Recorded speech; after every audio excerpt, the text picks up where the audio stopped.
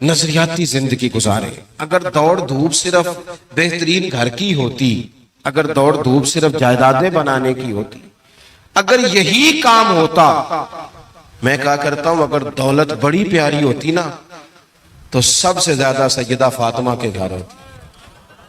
اگر یہ کوئی بہت اعلیٰ چیز ہوتی تو یہ تو وہ والا گھرانہ ہے کہ 3 دن چولہا نہیں جلا. اور کنز المال میں وہ لفظ موجود ہے کہ حضرت ابو ہریرہ فرماتے ہیں کہ اونٹ کے بالوں کی بنی ہوئی چادر سیدہ فاطمہ نے اوڑھی ہوئی تھی. اونٹ کے بالوں کی بنی ہوئی چادر، اور وہ چکی پیس رہی تھی، چکی چلا رہی تھی. کہتے حضور نے دیکھا تو نبی پاک کی آنکھوں میں آنسو ضرور آئے. اور پتہ محبوب نے کیا فرمایا؟ یہ کنز المال میں موجود ہے.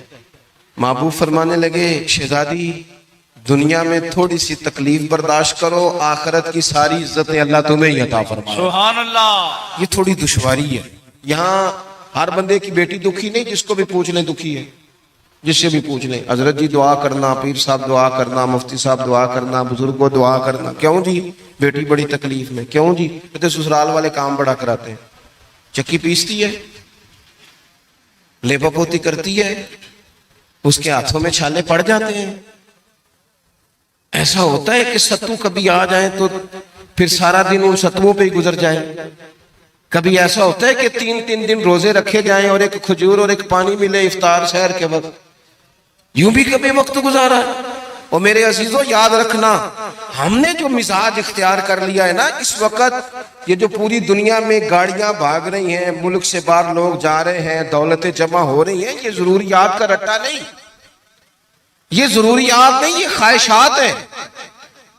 ضروریات تو پوری ہو رہی تھی لیکن وہ جو خواہشات کی تکمیل تھی، وہ جو پڑوسیوں کی بڑی کار ہمیں پریشان کر رہی تھی، وہ جو گھر کے سامنے ایک پلاٹ تھا اور دل کر رہا تھا حویلی نہ بنا لوں، وہ جو ٹینشنیں تھی انہوں نے بہت بھگایا، لوگوں کو تھکا دیا. نظریاتی زندگی، اور نظریاتی زندگی میں کچھ کرنے کا حق، کچھ ارادہ کیا جائے کچھ کام کرنے کا. دیکھو سارے لوگ ساری ڈیوٹیاں تو نہیں کر سکتے. میں یہ مائک اپریٹ نہیں کر سکتا، تو پھر میرا خیال ہے مجھے اس بندے کی بھی قدر کرنی چاہیے جو اسے چلا سکتا ہے. جو کام میں گاڑی میں سفر کرتا رہتا ہوں، وہ کہاں گھوم آتے ہیں تو میں تو سو جاتا ہوں کئی دفعہ گاڑی میں، لیکن ڈرائیور کو لوگ ڈرائیور کہہ کے پکارتے ہیں، حالانکہ تو سویا ہوا تھا، وہ تو جاگ رہا تھا. اس کی اہمیت کو سمجھنا چاہیے. ہم نہ زندگی میں کوئی بھی کام کریں، ایک تو کام کریں اور جو ایک کریں زندگی میں، لیکن ذرا سونا کر کے کریں. کوئی ایک مقصد بنا لیں، کوئی ایک مقصد ہو، کوئی ارادہ ہو، کوئی پروگرام ہو. نہ سمجھ آئے تو بخاری میں حدیث موجود ہے، ایک بوڑھی اماں حضور کی مسجد میں جھاڑو دیتی تھی. اور چلو کچھ کرتی تو تھی نا یار. اور دیکھو سعادت، جھاڑو وہاں دیتی ہے جہاں 70,000 فرشتے سویرے آتے ہیں، 70 شام آتے ہیں. سبحان اللہ. سبحان اللہ. حضور کی مسجد شریف میں جھاڑو دیتی ہے خاتون. ہمارے ہاں تو خیر امام خطیب کی بھی کوئی قدر نہیں ہوتی، کوئی نہیں ہوتی. امام کبھی کو مشورہ دے لے تو کہتے ہیں اسلام زیادہ دیتا ہے، مولوی نواں لے آؤ، مشورے زیادہ دیتا ہے، اس کو چینج کرو. اور مسجد کے خادم کی کوئی حیثیت، لیکن جو مسجد میں جھاڑو دینے کی فضیلت ہے نا. حضرت بابا فرید صاحب سے جب کو بندہ کہتا تھا نا دل بڑا پریشان ہے، تو بابا صاحب کہتے تھے مسجد میں جھاڑو دیا کر، اللہ سکون عطا کرے گا. سبحان اللہ. سبحان اللہ. مائک میں نہ بولیں جی، سنیں بات. مسجد میں جھاڑو دیا کر. اٹھ نہ فریدہ ستیا تے خلقت ویکھن جا، تے متے کوئی مل جائی بخشیا تے چل تم ہی بخشیا جا. اٹھ نہ فریدہ ستیا تے جھاڑو دے مسیت، اوے تو ستا ہے تے رب تے جاگدا ہے، تیری ڈاڈے نال پرید. اٹھ نہ کچھ کر. وہ خاتون چلو کوئی کام تو کرتی تھی نا. دیکھو نا گلی سے گزرتے ہیں لوگ، وہاں کھڈا ہے، سب کا موٹر سائیکل گاڑی سب تنگ ہوتے ہیں. جو بندہ بھی گزر رہا ہے نا روڈ پہ، وہ تبصرہ کر رہا ہے کہ دیکھو بلدیہ والے صحیح نہیں کراتے. تبصرہ جو سارے کرتے ہیں، ایک کئی تے ایک دا بڑا، 2 بندے درکار ہیں، رستہ ٹھیک ہو جاتا ہے. پر اتنی محنت کرنے کو کوئی تیار ہے؟ کیونکہ ہمارے ملک میں جو شے سب سے عام ہے وہ تبصرہ ہے. تبصرہ کرو صبح و شام جتنا ممکن ہے، تبصرے کرو، ڈیوٹی یہی ہے. وہ خاتون مسجد شریف میں جھاڑو دیتی تھی، کوئی زندگی کا مقصد تو بنایا، کوئی نظریہ تو ہے. صحابہ نماز پڑھ کے چلے جاتے، خاتون جھاڑو لیتی، حضور کی مسجد شریف میں جھاڑو دیتی. بیمار ہو گئی، قربان جائے، حضور تیمارداری کے لیے تشریف لے گئے. رات کو انتقال ہو گیا، ٹھنڈ کا موسم تھا، حضور کا حکم ہے جلدی تدفین کر دو. صحابہ نے تکلیف دینا مناسب نہ جانا، اس خاتون کی تدفین کر دی. سارا کچھ جاننے والے رسول جو فرش پہ کھڑے ہو کے عرش کی خبریں دے، وہ تشریف لائے اور آ کر کے پوچھا خبر کیوں نہیں دی مجھے اس بوڑھی کے جنازے کی؟ کوئی کام تو کرتی تھی نا، کوئی ڈیوٹی تو تھی نا، خبر کیوں نہیں دی؟ ویسے تو وارث جنازہ پڑھ لے تو دوسرا جنازہ جائز نہیں، وارثوں نے نہ پڑھا ہو تو دوسرا جنازہ پڑھا جا سکتا ہے. حضور تو خود وارث ہے نا ساری امت کے. ہائے ہائے بے شک تو بے رسول شک. کریم قبر پہ کھڑے ہو کے فرمانے لگے صفے بناؤ، میں دوبارہ جنازہ پڑھاؤں گا، سبحان اللہ. میں دوبارہ جنازہ پڑھاؤں گا. کیوں؟ زندگی میں کوئی خدمات تو ہے نا، کوئی ڈیوٹی تو ہے نا. پہلے تو ہم کچھ کرتے نہیں، اور اگر کرتے بھی ہیں تو صرف دوسروں کا دھیان ہی رکھتے ہیں.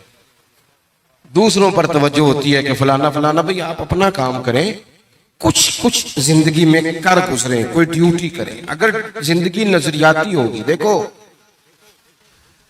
ڈھیر سارے لوگ ہوتے ہیں، نام میرا ہی شاید آئے گا کہ مدرسہ انہوں نے بنایا ہے، مسجد انہوں نے بنائی، میرا ہی نام آئے گا اگر کہیں میں بناؤں گا. لیکن زمین دینے والے کا بھی ایک کردار ہوتا ہے، اس میں نقشہ نویس کا بھی ایک کردار ہوتا ہے، اس میں ایک اینٹ خرچ کرنے والے کا بھی کردار ہوتا ہے. پھر وہ کام ختم نہیں ہوتا. سریا وہ لینٹر ڈالنے والے جو ہوتے ہیں، ان میں جو سریا باندھنے والا ہے وہ بھی ایک قیمتی کردار رکھتا ہے. پھر کہتے ہیں الیکٹریشین کو بھی بلاؤ. پھر یہاں بھی کام ختم نہیں ہوتا. پھر اور اس کے گرد ڈھیر سارے لوازمات ہیں. جو بندہ جو کردار ادا کر، عالم اگر کتاب لکھ بھی دے تو ہو سکتا ہے کتابت نہ کر سکے، اور اگر کاتب بھی ہو تو ہو سکتا ہے اسے پبلش نہ کر سکے. تو یہ کچھ نہ کچھ خدمات، کچھ نہ کچھ ڈیوٹیاں. حضرت مولا علی شیر خدا نے چھوٹی عمر میں کہا تھا یا رسول اللہ دین کی مدد بھی کروں گا، آپ کی حفاظت بھی کروں گا. 63 سال عمر پائی اور ہر میدان میں اگلی صفوں میں، ہر میدان میں اگلی صفوں میں، ہر میدان میں اگلی. حضور سے وعدہ کیا تھا یا رسول اللہ ڈیوٹی کریں گے، خدمت کریں گے. ہمارے ہاں جہاں تو منصوبہ بندی ہو رہی ہے. امام غزالی سے آ کے کسی نے کہا حضور کو بندہ مخلص ملتا ہی نہیں، یہ بھی غلط ہو گیا، وہ بھی غلط ہو گیا. تو امام صاحب فرمانے لگے چل تو ہی مخلص ہو جا، تیری شکل میں تو کچھ لوگوں کو مخلص بندہ مل جائے، کچھ کر تو صحیح نہ صرف تبصرے. حضرت مولا کائنات نے عمر مبارک ساری دین کی خدمت میں لگائی. تو جب 63 سال کی عمر میں خنجر لگانا تو لوگ تو کہتے ہیں نا میرے پتر کا دھیان رکھنا اور میرے بچوں کا خیال کرنا اور فلانی ڈیوٹی کرنا. تو جب خنجر لگا تو حضرت علی کیا کہہ رہے تھے؟ فرما رہے تھے مجھے کعبے کی رب کی قسم علی تو کامیاب ہو گیا ہے. یہ دیکھو پانی پرن سہیلیاں تے رنگا رنگ کڑے تے پریا تے اس دا جانیے نا جس دا توڑ چڑھے. فرمایا دیکھو میں نے کوئی ارادہ کیا تھا، آج میں کامیاب ہوا.